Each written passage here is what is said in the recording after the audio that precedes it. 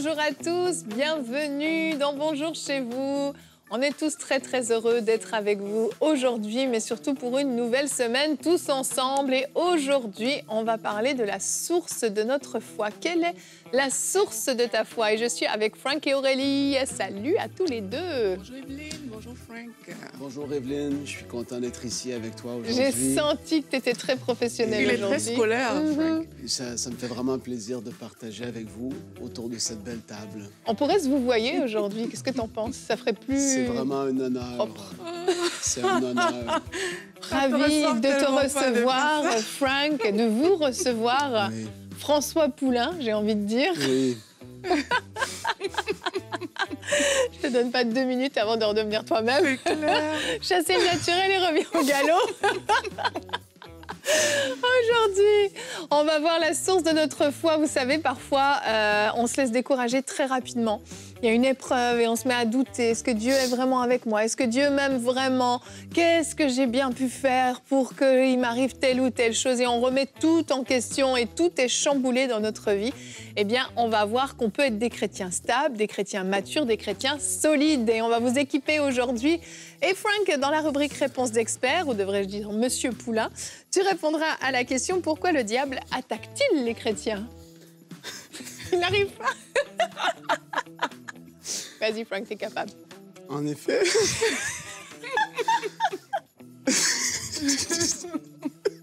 T'es pas capable?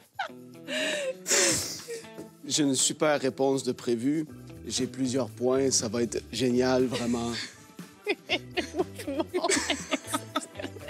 Merci, Frank. On est ravis. Aurélie, on terminera l'émission avec un très beau témoignage. Oui, Frank. Attends, je te montre comment on fait. Vas-y. C'est le témoignage de Succès qui nous vient du Tchad. Et Succès a été guéri de règles douloureuses, d'hémorroïdes et même d'hernie ombilicale. Ah, tu vois, fallait parler de ça, en fait. C'est que ton sujet était pas bon. Oui. Je fais des progrès et je vais y arriver.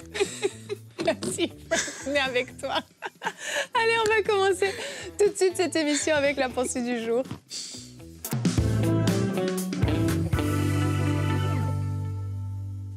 Aujourd'hui, j'aimerais t'encourager à ne pas te décourager lorsqu'il t'arrive des situations difficiles. C'est vrai, il y a des situations qui peuvent arriver et quelquefois, on peut se sentir abattu tout de suite, mais la parole de Dieu a des solutions pour nous.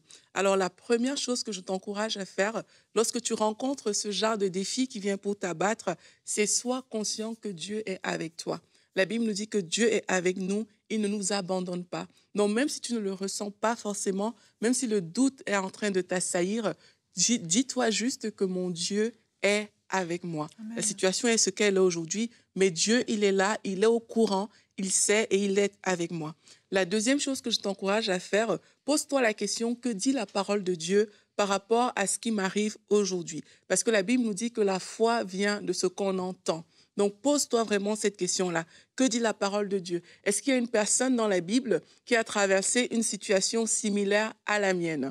Et va lire cette histoire. Je vous ai déjà partagé ici comment, lorsque j'étais en Belgique, j'avais des problèmes et je me sentais vraiment plus bas que terre. Je me sentais comme dans un trou et je me suis posé cette question: qui, dans la parole de Dieu, a eu une histoire similaire? Et l'Esprit de Dieu m'a conduit à lire l'histoire de Daniel dans la fosse au lion, parce qu'une fosse, vous savez, c'est comme un trou.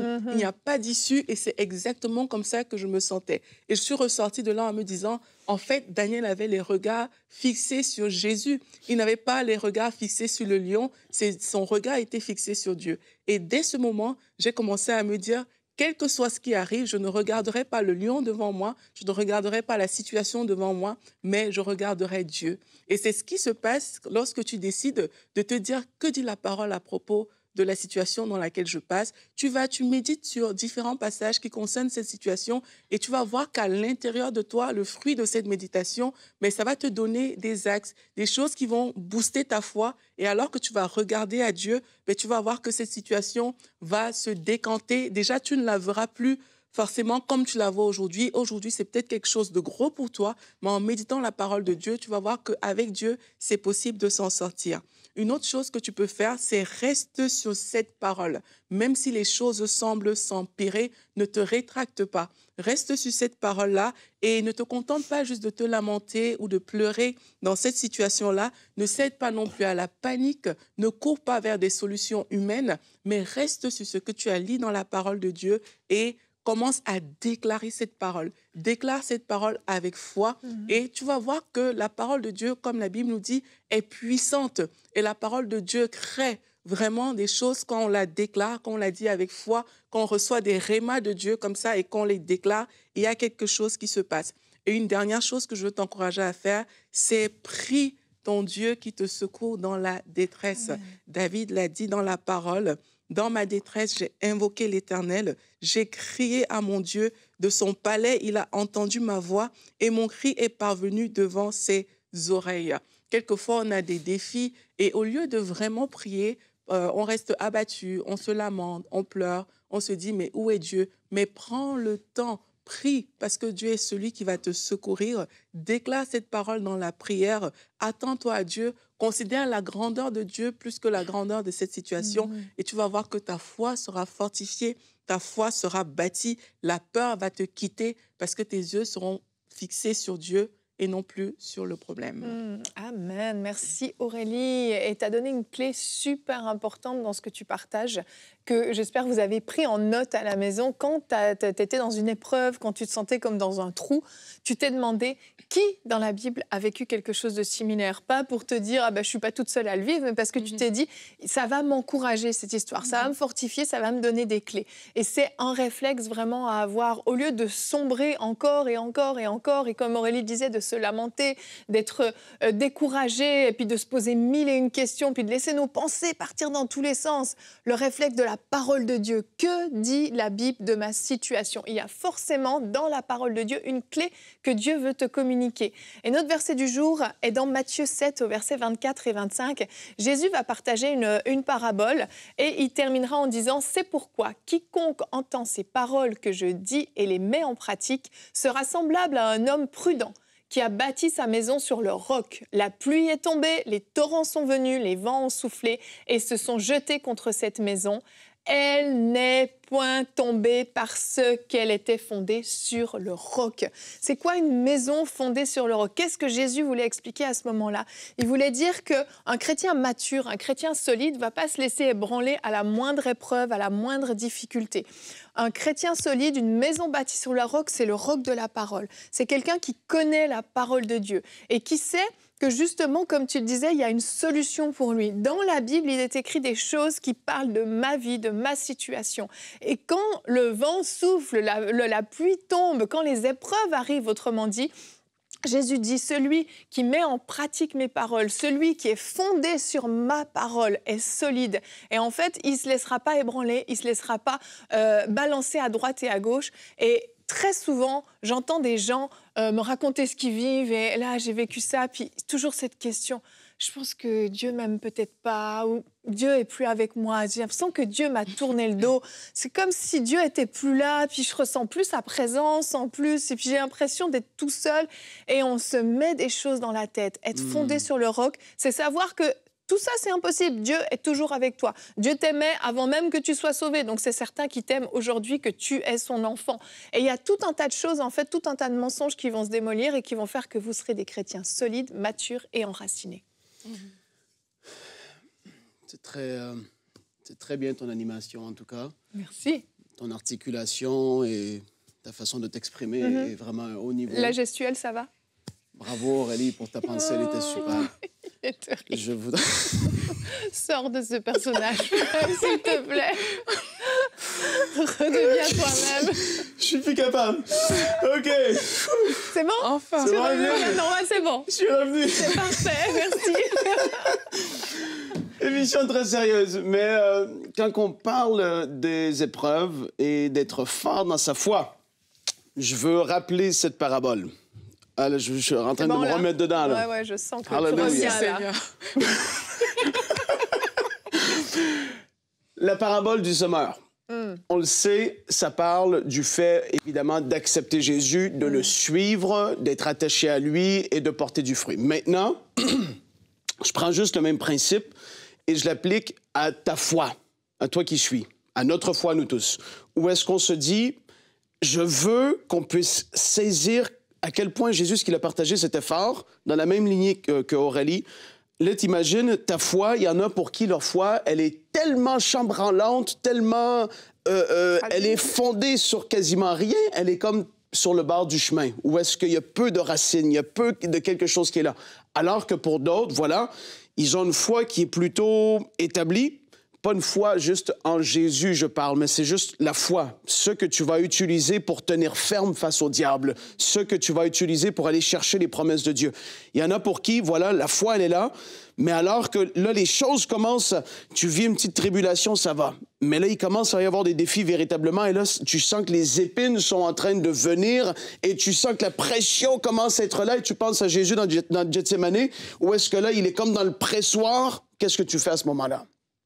On doit garder en tête l'image, cet exemple de Jésus qui, malgré la pression tellement énorme, il reste fidèle à la volonté de Dieu, à accomplir sa mission, et même juste sa foi en Dieu de dire « Père, tu vas pas m'abandonner. » Tu vois ce que je veux dire? Vous voyez ce que je veux dire? C'est d'avoir ce type de foi qui est enraciné dans la parole profondément, alors qu'il va y avoir des choses compliquées qui vont arriver. Tu vas pas être déstabilisé. Tu vas devenir quelqu'un, un modèle où est-ce que les gens vont dire, mais il traverse toutes sortes de choses et malgré ça, il a une foi tenace. Il est une personne qui est enracinée et tu deviens, en effet, comme je le dis, un modèle pour d'autres personnes. Tu n'es plus ce chrétien qui ballottait au vent, aux épreuves. La foi, la personne... Moi, j'ai connu des gens comme ça où ce que tu les vois, tout va bien dans leur vie, donc c'est merci Seigneur. Et du moment qu'il y a quelque chose, ils viennent en colère, ils sont instables, tu les vois plus à l'église, ils arrêtent. Et ici, le caractère, la vieille nature reprend le dessus. Non, il faut arriver à un autre niveau. Là, il faut aller ailleurs. Et c'est pour ça qu'en effet, dans des tribulations, des épreuves, toutes ces choses... Rester focalisé sur la parole. Ceux qui ont vécu ça, se dire que Dieu, tu n'as pas changé, je vais vivre cette... Et alors que tu traverses des épreuves, ta foi, elle est fortifiée. Tu en ressors plus fort. Des fois, on ne comprend pas pourquoi on passe à travers. J'ai envie de te dire, c'est pas le plus important. Le plus important, c'est de traverser l'épreuve et de dire, Seigneur, tu as été avec moi et aujourd'hui, je vais être plus fort que jamais. En fait, j'aime bien ce que tu as dit au début. Tu as défini la foi, ce que c'était. Parce que des fois, on croit que croire, avoir la foi, c'est juste croire que Jésus existe, que Dieu existe. Mais c'est pas ça, en fait. Avoir la foi, c'est avoir une confiance forte et ferme en lui et en tout ce qu'il a dit dans sa parole. Comme un enfant, en fait, je ne sais pas si on imagine un enfant qui se fait mal, qui se met à pleurer.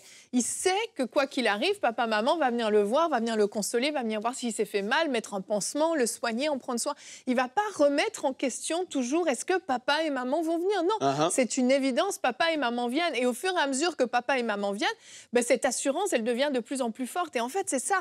La foi, c'est comme un muscle que vous travaillez. Et comme tu le dis, au fur et à mesure des épreuves qu'on traverse, eh bien, notre foi se solidifie parce qu'on voit Dieu intervenir. Et ça ne dépend pas aussi de ce que tu as bien fait ou mal fait. Je le dis parce qu'il y a une jeune convertie à qui j'ai parlé il n'y a pas longtemps et elle est basée vraiment tout sur « Ah, mais je ne fais pas assez bien, c'est pour ça que je ne vois pas les choses se faire. » Ou alors « Ah, mais je ne suis pas encore comme toi, c'est pour ça que je ne vois pas les choses se faire. » Mais tu n'as pas besoin d'être comme quelqu'un. Parce que quand on parle de la foi est basée sur ce que Jésus-Christ a accompli pour nous à la croix. Oui. Et c'est ça qui compte, en fait. Quand tu es dans cette situation difficile, en fait, c'est « Père, Jésus-Christ m'a libéré de cette chose à la croix et je veux que ça se manifeste dans ma vie. » C'est pas « Ah, je ne suis pas assez bon. C'est pour ça que ça ne fonctionne pas. Je ne fais pas ci, je ne fais pas ça. » Donc, il faut aussi enlever ces mensonges, parfois qu'on garde comme ça dans notre cœur et ça nous empêche d'aller vivre notre passé. Il faut vraiment enlever et savoir que Jésus a déjà tout accompli. Si Jésus-Christ l'a fait, alors c'est possible que je le vive et que ce soit manifesté dans ma vie. Exactement. Et dans cette lignée, l'une des questions qu'on peut se poser, c'est ça, c'est est-ce que Dieu veut plus de moi, est-ce que Dieu m'a rejeté, etc. Et c'est ce que le diable veut qu'on pense. On va voir ensemble dans la rubrique Réponse d'experts pourquoi le diable attaque-t-il les chrétiens.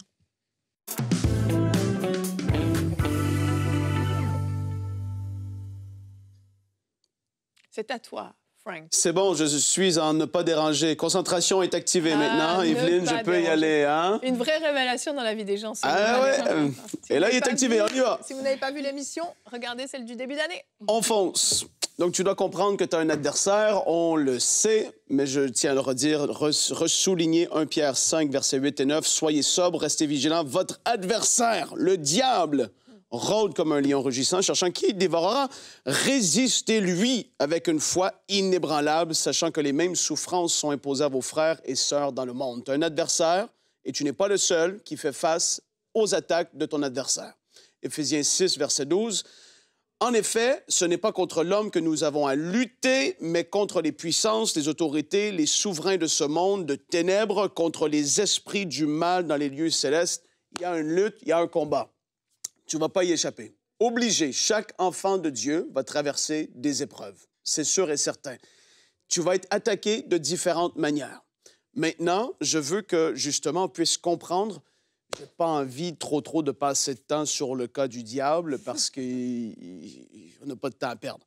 Mais Jésus a décrit son fond et il a dit qu'il est rien d'autre qu'un voleur qui veut voler, égorger et détruire. Il a redit dans Jean 8, 44, vous avez pour... Et là, il parlait aux religieux, hein? Il parlait aux pharisiens, à ceux qui le persécutaient. Il dit, vous avez pour père le diable et vous voulez accomplir les désirs de votre père. Il a été meurtrier dès le commencement. C'est terrible. Il ne s'est pas tenu dans la vérité parce qu'il n'y a pas de vérité en lui. Lorsqu'il profère le mensonge, il parle de son propre fond. C'est horrible. Car il est menteur et le père du mensonge. Voilà qui est le diable. Une description tout à fait terrible qui lui ressemble, en accord avec les paroles de Jésus, je le dis. Comment est-ce qu'il cherche à t'attaquer? Parce que là, beaucoup de personnes vont penser à toutes sortes de façons et beaucoup vont souvent dire ou juste s'imaginer que la majorité du temps, le diable va chercher à t'attaquer par la maladie physique. Alors que ça peut être une des façons, mais c'est tellement pas la seule manière. Et c'est, j'ai envie de dire, beaucoup de chrétiens, beaucoup d'enfants de Dieu vont être attaqués de bien d'autres façons que par celle-ci. Et il va chercher à attaquer indirectement par le système de ce monde. Je sais, je ne réponds pas directement à ta question encore. Evelyne, je vais y arriver. Mais je vais faire une introduction. Hein. Il n'y a pas de problème, je te fais confiance. C'est bon. Il cherche à t'attaquer indirectement par le système de ce monde qui est en place. Il cherche à attaquer ta foi en Dieu, ton attachement à lui. Le système de pensée qui va aller à l'encontre de la façon que Dieu veut qu'on pense. Il va chercher à te séduire par l'amour du siècle présent, à travers de l'amour de l'argent, la sexualité, la débauche, le pouvoir, toutes ces choses qu'il va vouloir, il va utiliser ça pour te séduire, même comme il a voulu faire quand il a tenté Jésus. Tous les royaumes du monde, tu les vois, je te les donne. Mais qu'est-ce que ça vaut tout ça quand tu penses à l'éternité? Régner, avoir le pouvoir, dominer pendant si peu de temps et réaliser qu'à la fin de tout, tu as été une marionnette, tu as été un petit truc entre ses mains et que lui, en bout de ligne, il rit parce qu'il va te voir mourir, séparé éternellement d'avec Dieu. Fin de la parenthèse, je ne pensais pas le dire, mais c'est ce qui arrive et c'est ce qu'il fait. Et c'est ce qu'il veut faire et il cherche à faire dans la vie de beaucoup de personnes par des séductions variées pour t'amener hors du plan de Dieu, hors de la volonté de Dieu. Il cherche à t'avoir par des relations. Il y a des gens qui t'avaient quitté, que tu revois revenir soudainement et qui veulent te ramener dans des vieilles façons de vivre ou même des personnes que tu vas rencontrer soudainement au travail. Ah, il est cool, il est gentil, c'est bien. Et finalement, semaine après semaine, tu t'approches de cette personne-là est en train, tu rouvres tes yeux. À un moment donné, tu fais « Wow! » Attends, je suis en train d'être vraiment ôté. Ma foi, je sens que je suis encouragé à plus vivre comme ça. Je suis encouragé à vivre dans la débauche ou telle chose. Il va t'attaquer par des relations. Ça va arriver. Ça, si ce n'est pas encore arrivé, il va chercher à faire cela dans ta vie. Et c'est pour ça que tu dois veiller tes relations. Il va chercher à t'attaquer par tes pensées. Découragement, pensée noire, dépression, la peur, les vieilles façons de penser, les forteresses qui étaient là autrefois, qui va vouloir, comment on dit ça, Evelyne, rebâtir les forteresses qui ont une fois été démolies par la puissance de la parole de Dieu. Il va vouloir venir les rebâtir. Et donc, et une des principales dernières façons qu'il va chercher à attaquer, c'est par la persécution. Jésus l'avait dit, je vous envoie comme des brebis parmi les loups. Il va y avoir une persécution. Et là, on en vient qu'à la réponse. Alléluia. Le diable cherche à attaquer les chrétiens pour différentes raisons. Premièrement, parce qu'il est méchant. Il est la méchanceté incarnée. C'est son fond, Jésus l'a dit. Il ment continuellement. Tout ce qu'il dit est mensonge et il veut te faire croire des choses, te séduire afin de t'amener dans ses projets qui sont de te voler ta joie, ta paix, tes relations, ton couple, ta famille, tes relations. Il veut te faire croire que ce petit plaisir va être agréable. Parce que si, et finalement, boum, il t'atteint par telle séduction et puis son plan de voler, égorger et détruire est mis en œuvre. C'est ce qu'il veut faire. Parce qu'il est méchant. Déjà, son fond, c'est la haine. Maintenant, quand on comprend comment il est, j'en ai assez parlé, il cherche à attaquer pour discréditer Dieu à tes yeux et aux yeux des gens du monde entier, j'ai envie de le dire comme ça, faire croire qu'il n'existe même pas, s'il peut insuffler cette pensée à suffisamment de personnes dans telle nation, dans tel pays, parce que tu vois d'une nation à une autre, l'Occident, l'Orient, tu vois les différents endroits dans le monde, il y a une perspective différente.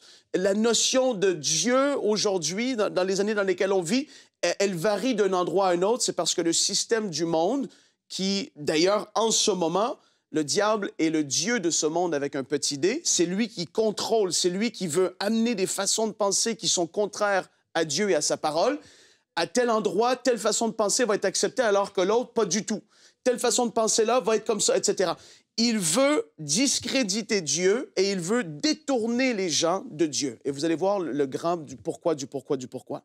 Parce qu'il va attaquer ta foi, t'amener à te refroidir, abandonner la foi, faire naufrage par rapport à ta foi, comme ça a été le cas dans la parole de Dieu. On le voit même avec des compagnons de Paul, qui par séduction du siècle présent ont fait naufrage par rapport à la foi. Donc, il t'attaque pour que tu te décourages, pour que tu remettes en question Dieu, son existence. Est-ce que vraiment, s'il m'aimerait, il permettrait que je passe à travers de ça? Est-ce que si, est-ce que ça? Et non, on a dit, rappelle-toi, il y en a d'autres qui ont passé avant toi.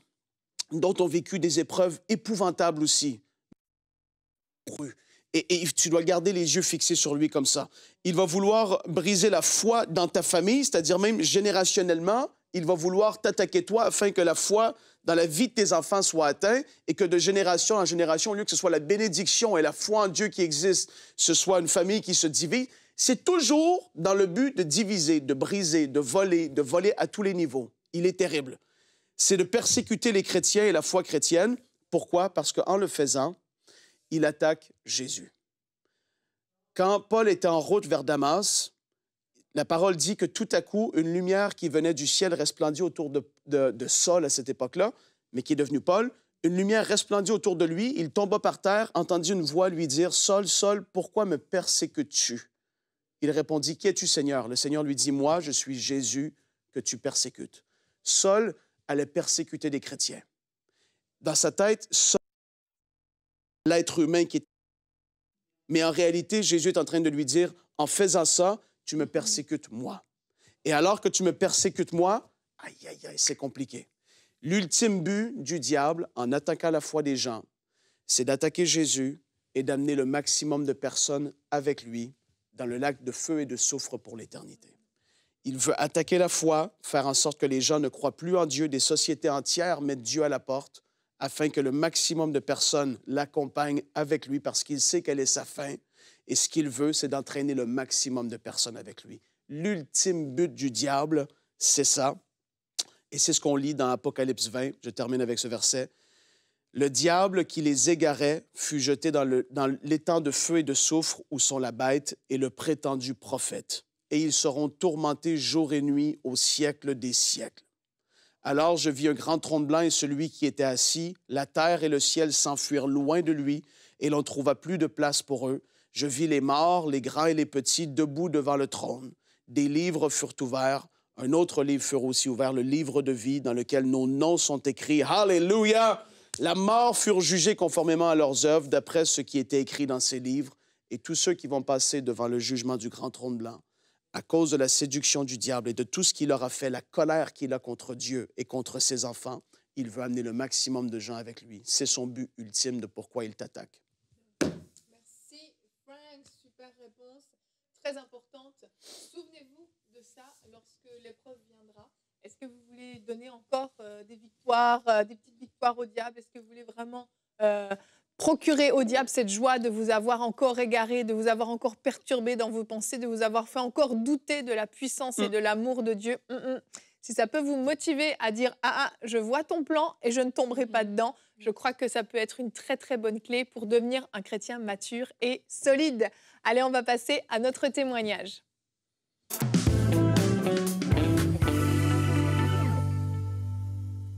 Donc, succès, elle nous a écrit un du beau Tchad. nom, hein. Oui, vraiment, très joli. Je pensais d'abord que c'était un monsieur. Mais quand j'ai lu le témoignage, j'ai compris que non, vu qu'on va parler de menstruation. Effectivement, bon point, Aurélie. Belle analyse. En fait, elle nous dit qu'elle a souffert pendant 2 ans de règles douloureuses et qu'elle avait des hémorroïdes externes et même une hernie ombilicale. Et pendant 2 ans, en fait, elle souffrait de ça. Et elle dit que toutes ces maladies apparaissaient lors de ses menstruations. Elle dit qu'elle ne pouvait ni s'asseoir, ni se coucher à cause de la douleur. Et elle était en train de demander à Dieu de l'aider, de la délivrer. Et elle est tombée un jour sur notre conférence de puissance qu'on avait fait avec Chris Ndikumana. Et là, il y a une parole de connaissance qui a été donnée à propos des règles douloureuses. Et elle dit qu'elle a reçu cette parole. Et ce qui s'est passé, elle nous dit, depuis 8 mois, je suis libérée. J'ai attendu plusieurs mois pour m'assurer de ma guérison.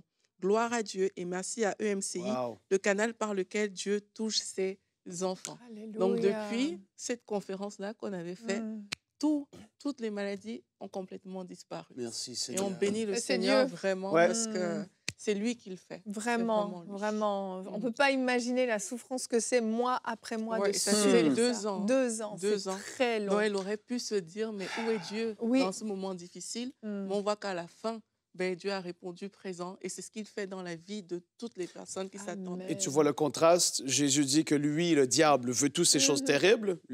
Lui, Jésus, il veut qu'on ait la vie et la vie en abondance.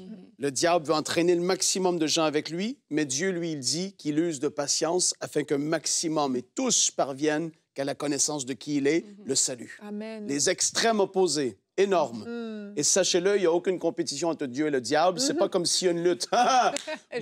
Jésus a vaincu. Alléluia! Déjà vaincu. Alléluia.